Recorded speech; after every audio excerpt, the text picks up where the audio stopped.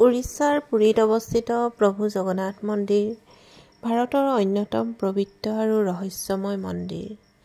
ভগৱান বিষ্ণুৰ অন্য এক ৰূপ ভগৱান জগন্নাথৰ প্ৰতি উৎসৰ্গিত এই মন্দিৰভাগৰ বিষয়ে কিছু আচৰিত তথ্য আগবঢ়োৱা হ'ল। নম্বৰ 1, মন্দিৰভাগৰ ধ্বজা বা পতাকা। জগন্নাথ প্ৰভুৰ মন্দিৰৰ শীৰ্ষত থকা পতাকা ভাগ বিস্ময় আৰু অলৌকিকতাৰে ভৰা। মন্দিৰভাগৰ ওপৰত থকা এই পতাকা ভাগ সদায় বতাহৰ বিপৰীত দিশত উৰে, যিটো প্ৰকৃতিৰ নিয়মৰ বাহিৰত। এই পতাকা ভাগ প্ৰতিদিনে সলনি কৰিবলগীয়া হয়। মন্দিৰৰ এজন পুৰোহিতে কোনো সুৰক্ষা সামগ্ৰী নোলোৱাকৈ এই পতাকা ভাগ সলনি কৰিবলৈ মন্দিৰৰ শিখৰত উঠে। এই নিয়ম 1800 বছৰ ধৰি চলি আহিছে। প্ৰবাদ অনুসৰি যদি এদিনৰ বাবে এই পতাকা সলনি কৰা নহয়, তেন্তে মন্দিৰ 18 বছৰৰ বাবে বন্ধ কৰি দিবলগীয়া হয়।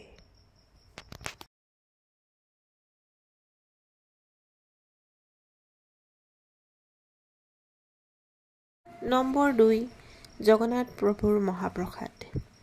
সাধাৰণতে কোনো তীৰ্থস্থানৰ প্ৰসাদক প্ৰসাদ বুলিয়েই কোৱা হয়, কিন্তু প্ৰভু জগন্নাথ মন্দিৰৰ প্ৰসাদক মহাপ্ৰসাদ বুলি কোৱা হয়।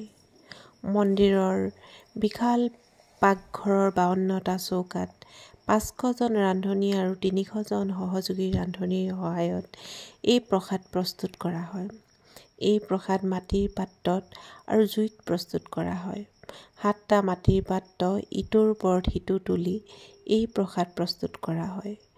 আশ্চৰ্যকৰ কথাটো হৈছে যে প্ৰসাদ তৈয়াৰ কৰাৰ এই প্ৰক্ৰিয়াত আটাইতকৈ ওপৰত থকা পাত্ৰটোৰ খাদ্য প্ৰথম প্ৰস্তুত হয় আৰু ক্ৰমান্বয়ে ইটোৰ পাছত সিটো পাত্ৰৰ খাদ্যখিনি প্ৰস্তুত হ'বলৈ ধৰে। প্ৰতিদিনে 20,000 ভক্তৰ বাবে এই প্ৰসাদ প্ৰস্তুত কৰা হয়, কিন্তু ভক্তৰ সংখ্যা লাখৰ ঘৰত হ'লেও এই প্ৰসাদ কোনোদিনেই কম নহয়। এই প্ৰসাদ প্ৰভু জগন্নাথক অৰ্পণ কৰাৰ পাছত মহাপ্ৰসাদলৈ পৰিণত হয় আৰু ভক্তৰ মাজত বিতৰণ কৰা হয়। নম্বৰ 3, সাগৰৰ ঢৌৰ শব্দ মন্দিৰৰ ভিতৰত প্ৰৱেশ নকৰে।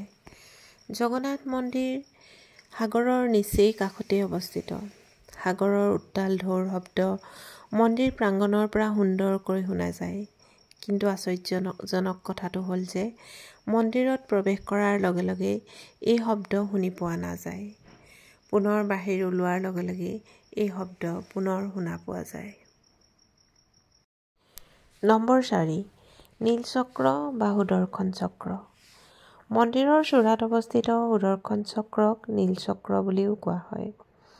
এই চক্ৰ অষ্টধাতুৰে গঠিত। এই চক্ৰৰ আচৰিত বিশেষত্ব হৈছে যি দিশৰ পৰাই ইয়াক প্ৰত্যক্ষ কৰিলেও সন্মুখৰ পৰাই প্ৰত্যক্ষ কৰা যেন অনুভৱ হয়। নম্বৰ 5, মন্দিৰৰ ছাঁ। জগন্নাথ মন্দিৰ ইমান সুন্দৰ আৰু নিখুঁতভাৱে নিৰ্মাণ কৰা হৈছে যে সূৰ্যৰ প্ৰখৰ ৰ'দতো মন্দিৰৰ ছাঁ কোনো দিশৰ পৰাই কোনো সময়তেই দেখা নাযায়। ইয়াক স্থাপত্যবিদ্যাৰ এক আশ্চৰ্যকৰ সৃষ্টি ও প্ৰভু জগন্নাথৰ ইচ্ছা বুলিও কোৱা হয়।